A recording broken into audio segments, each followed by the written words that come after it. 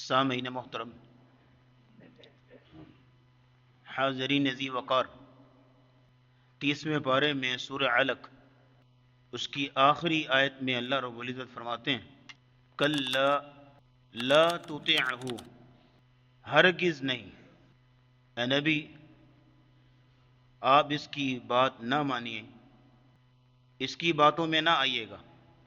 واسجد واقترب، آپ بس اپنے رب کے لیے سجدہ کریں اور اپنے رب کے قریب ہو جائیں۔ سجدہ کر کے آپ اپنے رب کی قربت اختیار کریں، تقرب اختیار کریں۔ یہ اس وقت کی بات ہے کہ جب نبوت کا 5واں سال شروع ہو چکا تھا، کفار مکہ بھی تھک چکے تھے مسلمانوں پہ ظلم ڈھا کے، تکلیفیں دے کے، ہر ممکن کوشش کی دعوت دین کو، دعوت اسلام کو روکنے کی، لیکن ہر حال میں وہ کسی بھی صورت وہ روک نہ سکے۔ رسول اکرم صلی اللہ تعالی علیہ وسلم صحن حرم میں نماز پڑھا کرتے تھے اور آپ سجدے کیا کرتے تھے۔ ابو جہل نے یہ دیکھا تو قریش کے لوگوں سے کہنے لگا، اے قریش کے لوگوں، تم دیکھتے ہو کہ محمد ہمارے خداؤں کی توہین کرتے ہیں، ہمارے دین میں عیب چینیاں کرتے ہیں،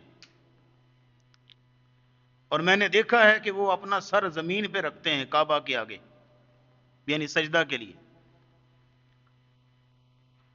میں اللہ کی قسم اٹھا کر کہتا ہوں،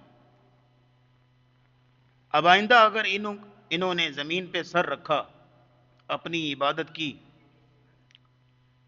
تو میں ایک بڑا سا پتھر لے کر بیٹھوں گا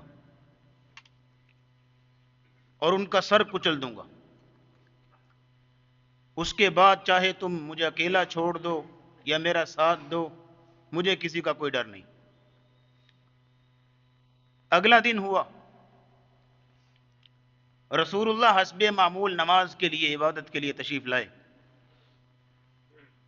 ابو جہل ایک بڑا سا پتھر لے کر بیٹھ گیا۔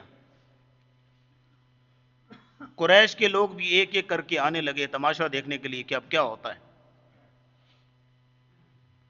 رحیق المختوم کے پیج نمبر 142 پہ یہ سارا قصہ لکھا ہے۔ وہ جیسے ہی پتھر لے کر آگے بڑھا، رسول اللہ سجدے میں تھے، آپ کے قریب ہی گیا تھا کہ اچانک الٹے پاؤں پیچھے مڑنے لگا، چہرے کا رنگ لال پیلا اور چہرے پہ غصے کے تاثرات، اور پیچھے مڑنے لگا۔ لوگوں نے پوچھا کیا ہوا ہے، ابو الحکم پیچھے کیوں آ رہے ہو؟ کہتا ہے کہ میرے اور محمد کے درمیان ایک بھیانک قسم کا اونٹ آیا، اور واللہ ایسا اونٹ میں نے آج تک، ایسی کھوپڑی والا، ایسی گردن، ایسے دانت والا میں نے پہلے کبھی نہیں دیکھا، اور قریب تھا کہ مجھے دبوچ لیتا۔ اور صحیح مسلم کی حدیث نمبر 2797 میں آتا ہے کہ اس نے کہا کہ اس کے بعد میرے اور ان کے درمیان ایک آگ کی کھائی بن گئی اور اس کے شعلے میری طرف لپک رہے تھے۔ رسول اللہ نے فرمایا کہ اگر یہ میرے قریب آنے کی کوشش کرتا تو فرشتے اس کے ٹکڑے کر دیتے۔ تو یہ ایک واقعہ نہیں ہے، اس سال میں کئی ایسے واقعات پیش آئے کہ رسول اللہ کو نماز پڑھنے سے روکا جاتا تھا۔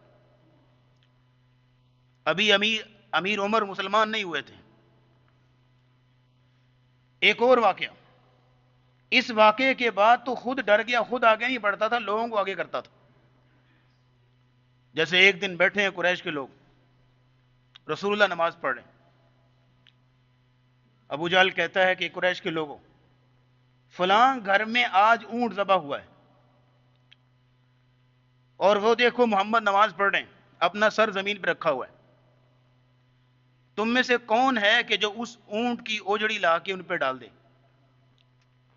عقبہ بن ابی معیط کھڑا ہوا، کہتا ہے میں کرتا ہوں۔ وہ گیا، اوجڑی لا کے بھری ہوئی، رسول اللہ سجدے میں تھے، آپ کے سر پہ رکھ دی۔ اب اس کا وزن اور بوجھ اتنا ہے کہ آپ اپنا سر نہیں اٹھا پا رہے۔ آپ کی بیٹی فاطمہ بھاگی ہوئی آئیں، کھینچ کے پیچھے کیا، اور رسول اللہ سجدے سے اٹھے، آپ نے ہاتھ اٹھا لی، اللہم علیک بقریش، یا اللہ قریش سے خود نمٹ لے۔ اس طرح کے اور کئی واقعات، جیسے عقبہ بن ابی معیط ہے، اس نے دیکھا رسول اللہ نماز پڑھ رہے ہیں، چادر لے کے آیا، گلے میں ڈال کے کھینچنے لگا۔ ابوبکر صدیق رضی اللہ تعالیٰ آگے بڑھے اور اس کو پیچھے کیا۔ ان سارے واقعات کی روشنی میں سورہ الگ کی آیت نمبر 6 سے لے کر 14 آیتیں اللہ نے نازل کی، اور ان کا لب لباب یہ تھا جو آخری آیت میں ہے، کلا، نبی ہرگز نہیں، لا تطیعوا، اس کی باتوں میں نہیں آنا، اس کی پیروی نہیں کرنی، یہ آپ کو روکتا ہے نماز پڑھنے سے، آپ نے باز نہیں آنا، لا تطیعوا واسجد، آپ سجدہ کریں، آپ عبادت کریں، وقترب، اور اپنے رب کے قریب ہو جائیں، اپنے رب کی قربت اختیار کریں۔ تو سجدہ جو ہے قربت الہی کا ذریعہ ہے، اللہ کے تقرب کا ذریعہ ہے۔